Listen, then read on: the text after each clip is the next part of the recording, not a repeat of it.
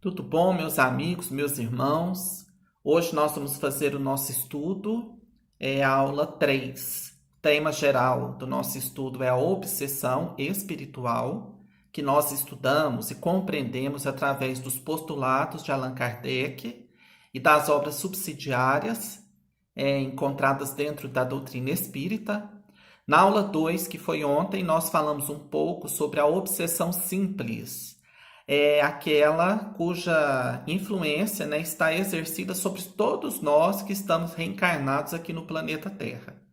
Hoje nós vamos estudar sobre os processos de subjugação e os processos de fascinação, que são processos obsessivos bem mais avançados do que o caso de ontem, que foi a obsessão simples, na aula 2, né?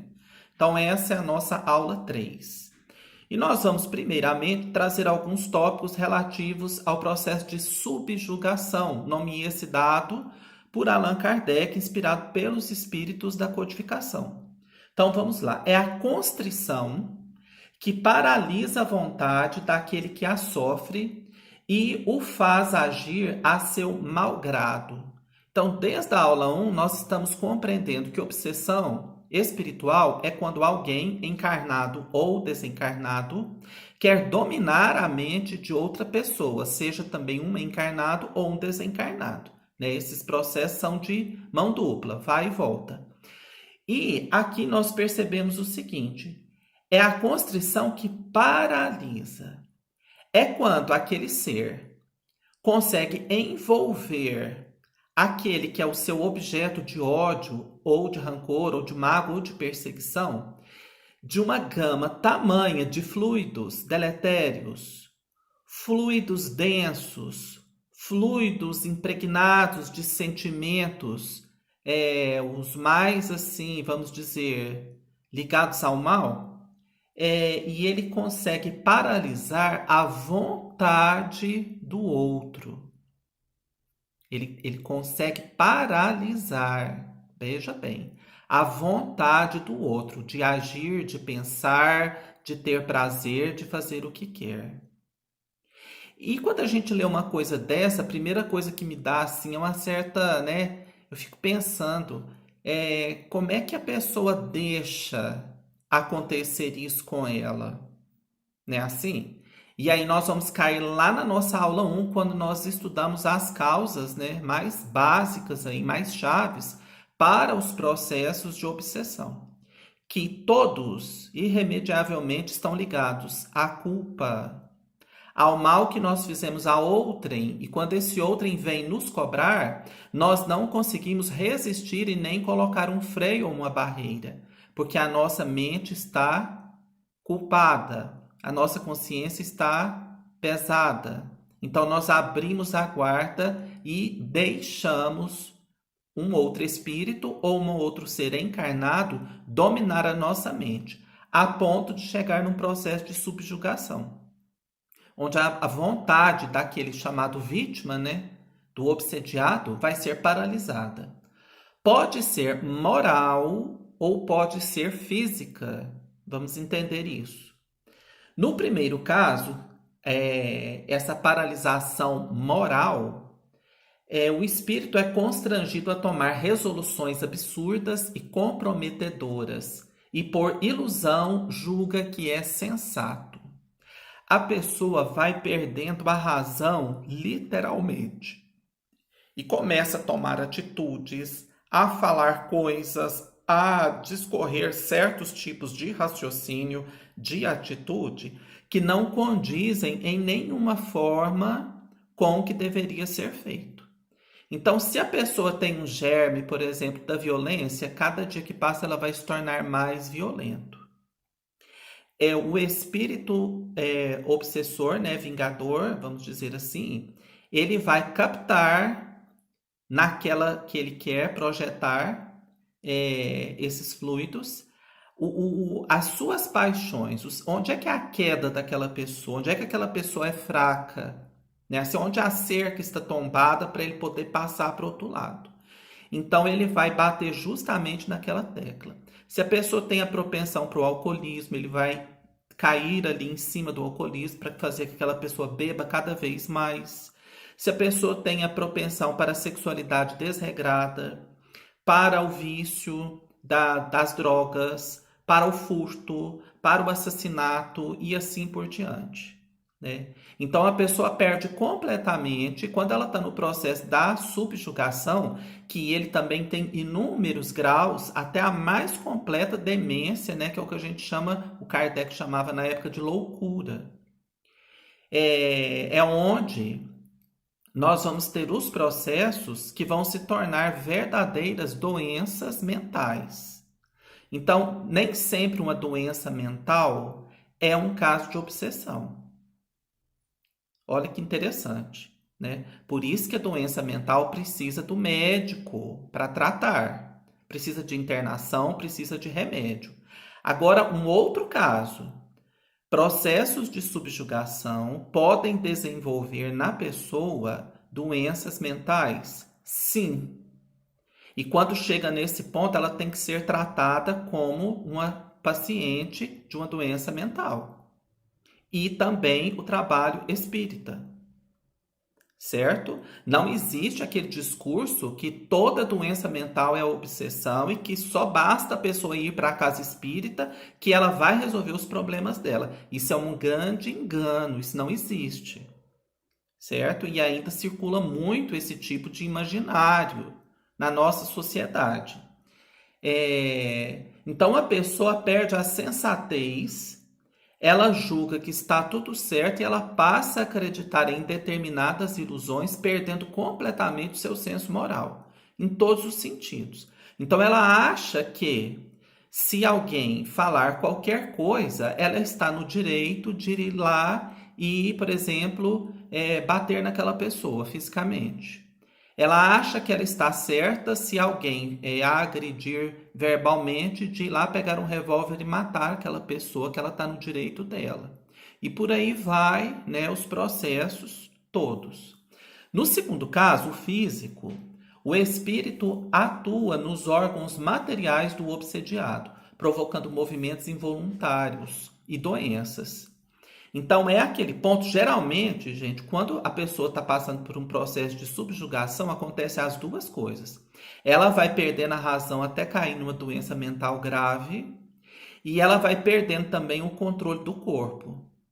Então a pessoa cai, tem aqueles ataques parecendo epilepsia, a pessoa xinga, grita, agride o outro do nada, junta 4, 5 pessoas para segurar e não dá conta porque ela quebra tudo.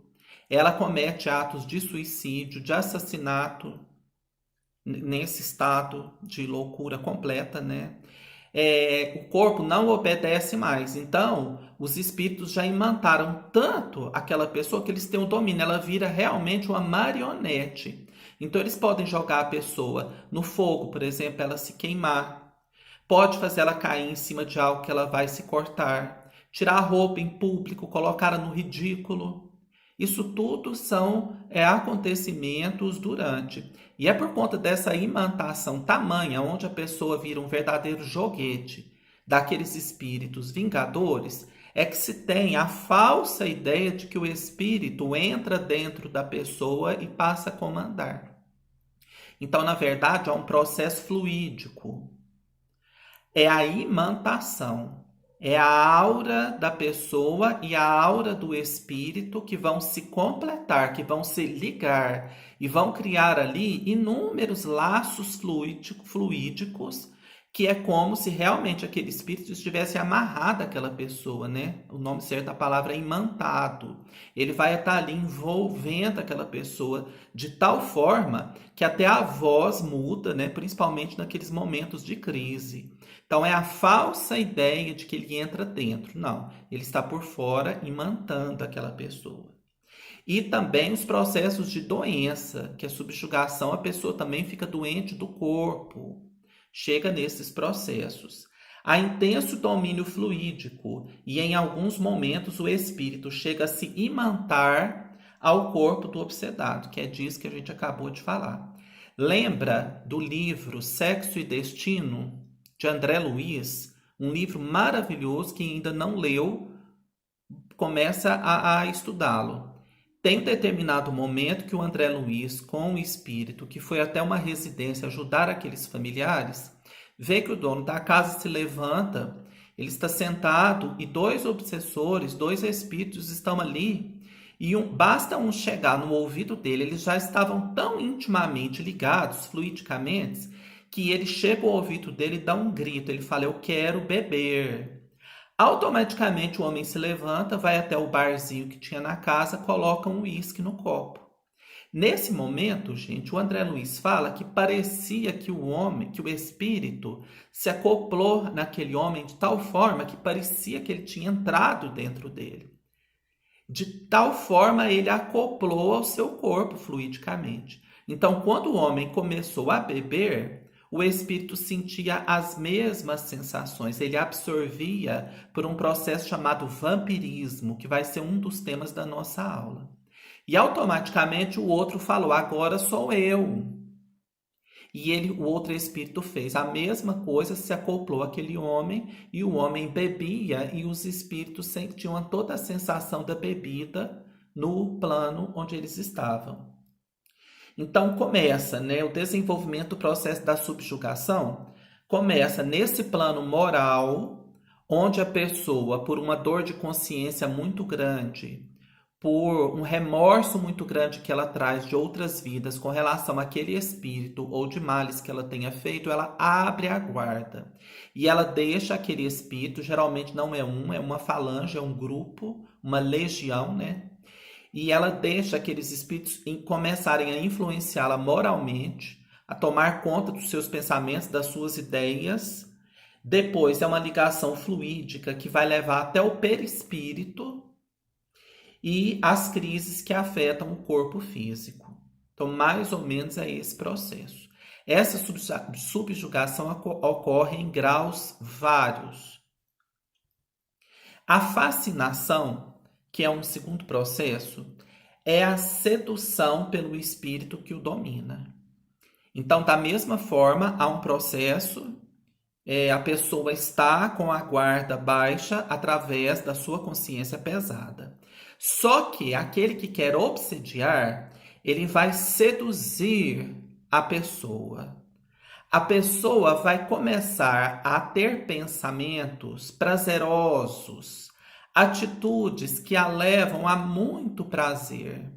Ela não sabe que ela está sendo comandada e influenciada. Então ela acredita naquilo como se fosse uma coisa natural, que se fosse um processo seu. Esses casos de fascinação geralmente são os casos dos vícios, drogadição, alcoolismo, tabaco, sexualidade desregrada e doentia. E, gente, é um processo muito comum entre os médiums. Os médiums e vigilantes podem caminhar para os processos de fascinação. Então, veja bem, há pessoas a quem agrada uma dependência que lisonjeia os gostos e os desejos.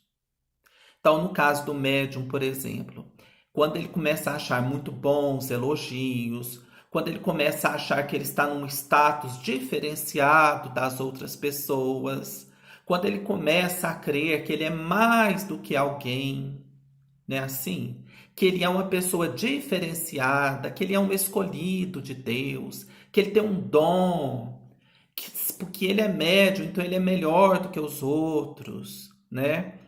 É o caminho da fascinação. Começa por aí. A falta de estudo vai dar essa falsa ideia àquele médium. E os espíritos vão instigá-lo para que cada dia mais cheguem mais bajuladores perto dele, mais pessoas tecendo elogios, estendendo um tapete vermelho, dizendo para ele que está tudo bem, que está tudo certo. Os espíritos que vão se aproximar também vão instigá-lo a ter esse tipo de sensação, de pensamento. E ali começa um processo de fascinação. A mesma coisa acontece também nos outros casos que eu falei. O obsediado repele toda a assistência por estar iludido com as qualidades do espírito. Olha só, lá também, voltando ao livro Sexo e Destino, lá o André Luiz fala o seguinte, que é muito difícil trabalhar com o médium fascinado ou com outra pessoa que esteja passando pelo processo da fascinação. Por quê? Porque a pessoa adere àquilo gostosamente, prazerosamente, ela sente um bem-estar, ela se compraz, ela se encontra naquela sintonia. Então é muito difícil arrancar a pessoa dali, porque aparentemente, ou a princípio, não há sofrimento. Pelo contrário, né? Então o obsedado, ele repele. Toda vez que alguém quer vir alertar, você está com ciúme, você está com inveja de mim, você não quer ver o meu brilho, né? E aí por aí vão as desculpas aumentando. Todo mundo está errado, ele repele todo mundo e acha que está completamente certo. É infinitamente mais rebelde que a subjugação, porque nela o indivíduo se compraz. É isso que nós falamos. A pessoa não encontra erro em lugar algum, porque aquilo que ela está vivendo naquela fascinação é justamente aquilo que ela traz dentro dela. É aquela vontade. Eu bebo porque eu gosto mesmo, não me faz mal, eu sempre fui assim, eu vou morrer assim, né? Eu me drogo porque a droga me faz bem. E a pessoa gosta e se compraz naquilo. Só que ela não sabe a quantidade de espíritos vingadores, sugadores, vampirizadores que estão ali por trás, incentivando aquele tipo de pensamento. Até a pessoa cair, né, num processo que não tem mais volta. A gente vê isso também, a pessoas que viciam em remédio. O remédio que seria algo para ajudar em determinada doença, a pessoa vicia naquele remédio, quanto mais ela toma, menos efeito ele tem. Por quê? Porque ali tem uma equipe de espíritos sugando todo aquele processo, sugando tudo aquilo que o remédio pode dar, e a pessoa passa a não sentir mais nada. Assim acontece com a bebida e com a droga, a mesma coisa. Existe um mecanismo de profunda ilusão instalado na mente enferma do paciente. Então, gente, é a ilusão. Tudo é crer apenas na matéria, no apego à matéria que leva a isso. O estudo da doutrina espírita para o médium é fundamental. Fundamental. E esse estudo é durante a vida inteira. Além do estudo, porque nós podemos também interpretar coisas ao nosso bel prazer, né? A gente vê muita pessoa que está entrando em processo de fascinação, ela lê uma pergunta do Livro dos Espíritos, ela lê um trecho do Livro dos Médiuns e ela volta aquilo em sua defesa. Ela inverte aquele pensamento e entende como ela quer entender. Isso acontece demais. Então, o que acontece? Além de a gente estudar, por isso que é importante o estudo em grupo, porque aí você vai ver na fala das outras pessoas que a sua interpretação está errada. Então, a gente assiste palestras, nós conversamos com os amigos o tempo inteiro, nós frequentamos os grupos de estudo, justamente para isso, para nós não cairmos nesse engano de interpretar algo ao nosso bel prazer. É o contrário.